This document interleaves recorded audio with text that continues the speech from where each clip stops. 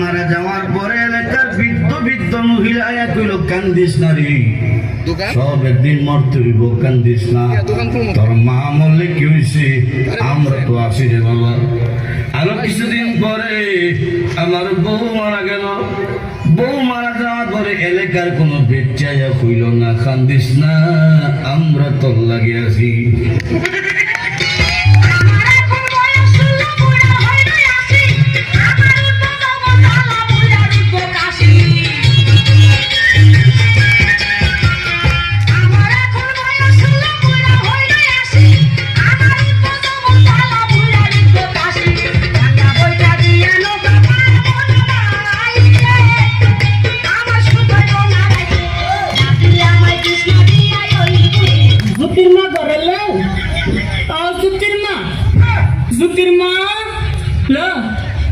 সংসারটা আমি আগুন লাগাই লেগে গেল।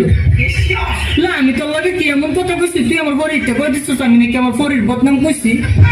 আমার ফরিদ আমার জামাই তো লাগাই দিছে।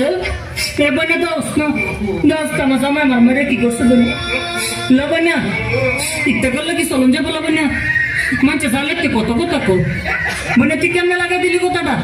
লজুতির মা তুই কামটা বালা করছিস না, তুই মুড়ে কামটা বালা করছিস না। তাহিস আমার বাটা বাটা লাগা থাইস দিয়ে গেলাম তোরে হতিন তোরে দিয়ে গেলাম। তুই থাইস, তুই থাল লাগে কেমন করছিস আমার এই সংসারটা সরাই করলে তুই থাক করবি আমার বাটা বাটার লগে থাইস বনা। হ্যালো কে আপনি? হ্যাঁ বলেন। তোমার খেত লজ্জা করা উচিত গো, তোমার খেত পানিতে ডুবে মরে যাওয়া উচিত।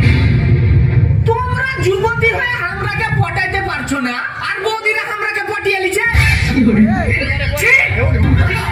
কাজী অফিসে বিয়ে করবো তোকে। আমি যাইতাম না, আমি যাইতাম না, আমি যাইতাম না, আমি যাইতাম না, আমি যাইতাম না। আজকে আমার মন ভালো নেই।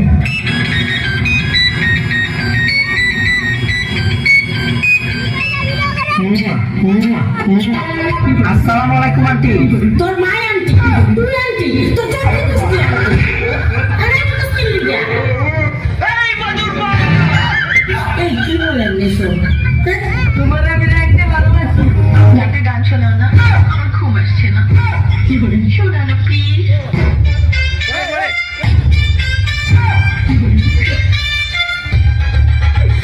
তুমি আমার কাছ থেকে গান শুনবা জান, তোমার ঘুম আসতেছে না তো তুমি আমার কাছ থেকে গান শুনবা, ভালো কথা।